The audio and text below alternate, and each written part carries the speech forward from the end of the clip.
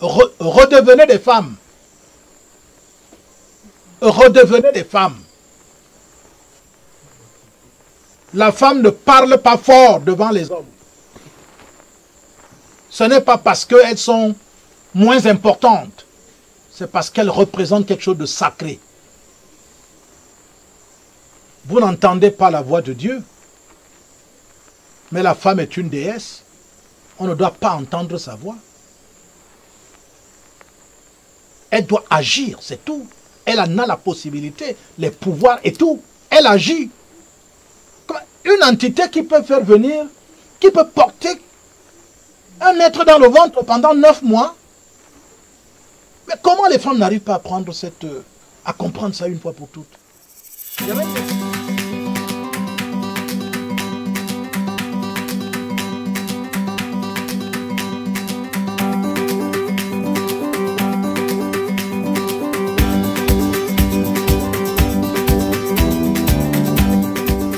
Mais l'esprit donne l'intelligence et la sagesse quand on lui demande.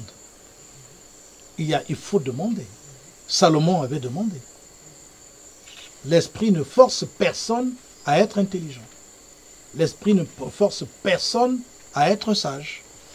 C'est pour cela que nous avons parlé de ces deux éléments importants, l'amour et la liberté. Il faut toujours en tenir compte. Car le cœur peut aimer, peut souhaiter, mais la tête peut refuser.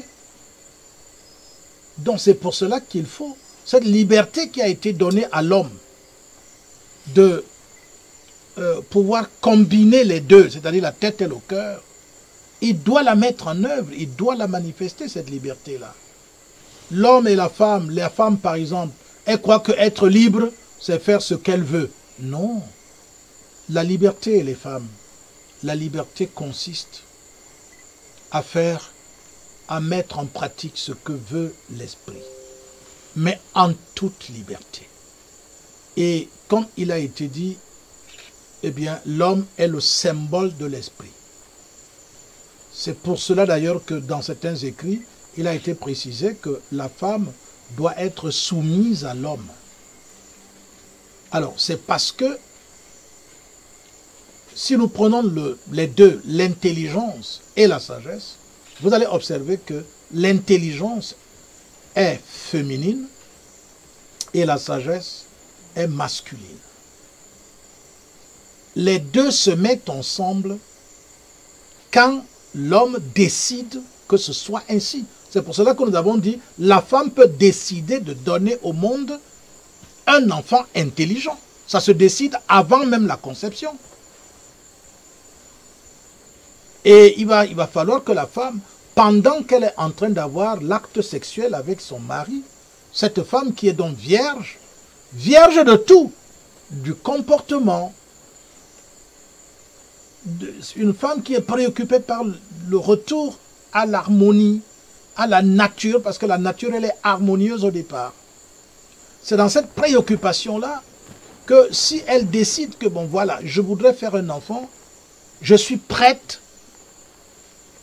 je ne veux plus être la femme qui est en permanence en train de changer d'humeur, en train de bouder pour un rien. Quand elle a réussi à mettre fin à cet état de choses, alors elle attire donc une entité qui est prédisposée à vivre donc dans cette atmosphère qui va permettre de faire venir à l'existence donc un Horus, c'est-à-dire un dieu homme. Donc, encore une fois, nous voulons terminer en disant que la femme a donc cette responsabilité de redonner l'humanité à l'humanité actuelle en redevenant femme, parce qu'elle est devenue homme finalement, à travers le système éducatif occidental, à travers le système social occidental, qui a entraîné toutes les femmes dans les bureaux. C'est incroyable. toute l'élite féminine africaine est dans les bureaux. Mais c'est terminé. Vous attendez quelle Afrique? Vous ne l'aurez pas. Regardez même les femmes que vous admirez dans les Facebook là, qui vous parlent, oh machin, elles vous tiennent des discours enflammés, comment elles sont des panafricanistes et tout et tout. Elles ne savent même pas planter l'arachide. Je vous dis, c'est à plaindre.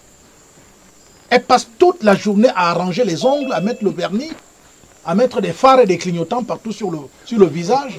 Et elle te parle de renaissance africaine, de kamitisme, ainsi de suite. Mais c'est un leurre, mesdames. Redevenez des femmes. Redevenez des femmes.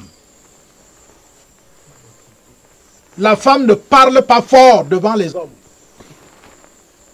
Ce n'est pas parce qu'elles sont moins importantes. C'est parce qu'elles représentent quelque chose de sacré. Vous n'entendez pas la voix de Dieu. Mais la femme est une déesse. On ne doit pas entendre sa voix. Elle doit agir, c'est tout. Elle en a la possibilité, les pouvoirs et tout. Elle agit. Une entité qui peut faire venir, qui peut porter un être dans le ventre pendant 9 mois. Mais comment les femmes n'arrivent pas à prendre à comprendre ça une fois pour toutes? Il y a même des féministes qui hypothèquent même le destin, l'avenir de l'Afrique, en encourageant les jeunes filles à ne pas faire des enfants parce que ça va les empêcher d'aller trouver un bon travail, d'aller avoir des doctorats et consorts. Elles ont entraîné les jeunes filles à avorter tous les jours, à faire des fausses couches et consorts et tout. Mais c'est incroyable.